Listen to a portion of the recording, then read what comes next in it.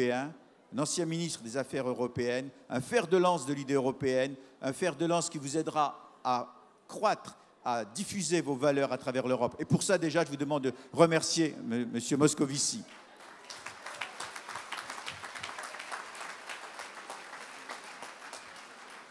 Alors, M. Moscovici est sur une trajectoire très positive et je lui souhaite d'aller toujours plus haut.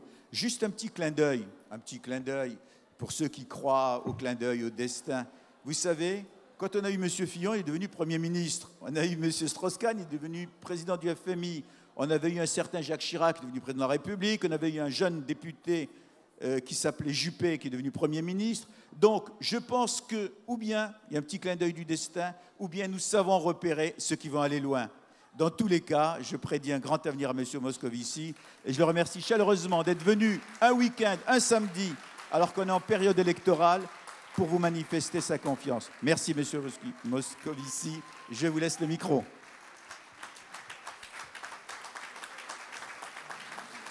Merci. Pardonnez d'abord mon retard et ma tenue, qui est une tenue pas de gala, comme vous voyez, mais de campagne, parce que j'arrive là de mon département du Doubs, où je suis candidat aux élections municipales, et puis j'ai passé la journée sur des marchés, dans des porte-à-porte. Bon, le retard est dû à l'avion d'une part, et puis j'ai pas eu le temps de passer chez moi me changer. Donc je vous demande beaucoup d'indulgence. Alors, je me suis demandé pourquoi on m'avait demandé de parrainer cette promotion. On se demande toujours, on dit pourquoi moi finalement. Et au fond, en arrivant ici, je me suis dit que sans doute la première raison, c'était au titre du parcours européen qui était le mien. Parce que je connais votre école de réputation, je la connais depuis longtemps. J'avais un de mes collaborateurs qui est devenu depuis ambassadeur, qui est le chef du centre d'analyse et de prévision du Quai d'Orsay, qui avait fait cette école il y a déjà longtemps. Puis ensuite, il avait fait Sciences Po Helena, il m'en avait parlé.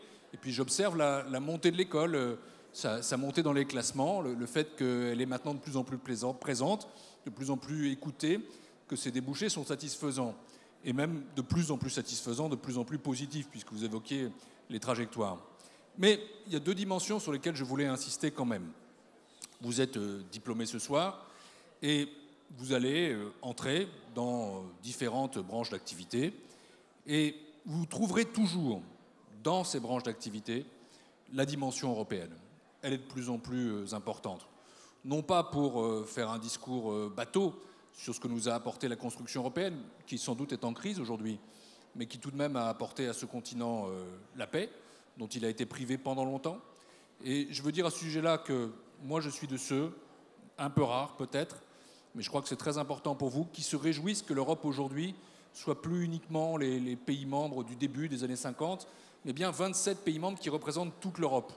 Et cette Europe-là, il est très important qu'on ne considère pas qu'il y a des plombiers polonais ou des infirmières bulgares. Je dis ça parce que j'ai présidé une commission d'enquête sur ce sujet-là, mais enfin je ferme la parenthèse, mais qu'il y a tout simplement des Européens. Et que quand vous vous trouverez à Sofia, à Varsovie, à Bucarest, à Budapest, eh bien vous serez chez vous tout simplement. La paix, la sécurité, toujours fragile, la prospérité difficile actuellement, mais en tout cas, je crois vraiment qu'on ne peut pas aujourd'hui, certes il faut être fier de sa nationalité, mais penser uniquement français. Il faut penser au moins européen. Et évidemment, penser européen pour être performant, compétitif dans la mondialisation telle qu'elle est. Et la deuxième chose que je voulais dire, c'est que, bon, vous êtes une école de gestion, cotée, très cotée, mais en même temps, je crois qu'il ne faut pas déconnecter la gestion, les affaires privées, des affaires publiques. En arrivant, je vous entendais parler de valeurs. C'est tout à fait fondamental. L'Europe est indissociable de ses valeurs. La justice, la solidarité, les libertés, l'égalité, la tolérance sont ces valeurs-là qui sont traduites dans un beau texte qui s'appelle les chartes des droits fondamentaux de l'Union européenne. Et au-delà de ça, je pense sincèrement que quand on fait un métier très privé, quand on est dans les affaires, quand on gagne de l'argent, eh bien, il ne faut pas oublier cette dimension-là, cette dimension des valeurs, du rapport aux autres. Et aussi le sentiment que dans son métier, on apporte aussi quelque chose au public. non pas à l'État, mais à l'intérêt général. Je crois que c'est tout à fait fondamental de le dire. Je ne vais pas être beaucoup plus long, donc j'ai toujours pas trouvé pourquoi j'étais invité ce soir. Après François Fillon, qui est Premier ministre aujourd'hui, après mon ami Dominique Strauss-Kahn, un ami très proche, très cher, qui est directeur général du Fonds monétaire international, qui aurait pu faire autre chose, qui fera peut-être encore autre chose demain, on ne sait pas. La vie est longue, je lui souhaite beaucoup de succès à l'avenir. Mais après tout, j'ai compris qu'au fond, vous m'offriez quelque chose, que vous ne me demandiez pas quelque chose, que vous m'offriez un avenir. Alors je veux vous en remercier, sans savoir quel sera votre avenir. Je vous souhaite à tous une très belle soirée de gala et je me réjouis d'être ici avec vous ce soir. Merci, monsieur Moscovici.